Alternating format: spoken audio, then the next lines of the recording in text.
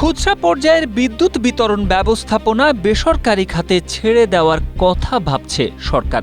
সত্যি সত্যি সরকার যদি শেষ পর্যন্ত বেসরকারি খাতে এই দায়িত্ব দিয়ে দেয়, তাহলে কে বেশি লাভবান হবে? খাতা কলমে বিদ্যুৎ উৎপাদন সক্ষমতা বাড়লেও লোডশেডিং কমেনি। দিনের পর দিন বেশি দামে বিদ্যুৎ কিনে কম দামে বিক্রিতে বাড়ছে ভর্তুকির পরিমাণও।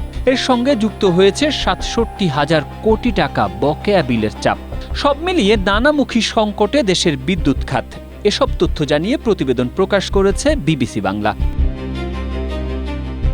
২০২৬-২৭ অর্থ বছরের বাজেটে সরকার যে ১৫টি খাতকে সর্বাধিক গুরুত্ব দিয়েছে তার একটি বিদ্যুৎ, যেখানে বরাদ্দ রাখা হয়েছে ১৪,৯৯৬ কোটি টাকা।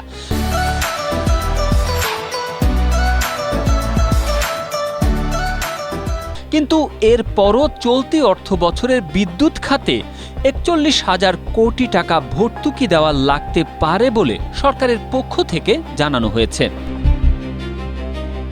এমত অবস্থায় বিদ্যুৎ, জ্বালানি ও খনিজ সম্পদ মন্ত্রী ইকবাল হাসান মাহমুদ জানিয়েছেন, উৎপাদন ও পাইকারি সরবরাহ সরকারের হাতে থাকলেও খুচরা পর্যায়ে গ্রাহকের কাছে বিদ্যুৎ পৌঁছানো এবং এর ব্যবস্থাপনার দায়িত্ব দেওয়া হতে পারে বেসরকারি কোম্পানিকে। এ বিষয়ে প্রধানমন্ত্রীর সম্মতির কথাও জানিয়েছেন বিদ্যুৎ মন্ত্রী।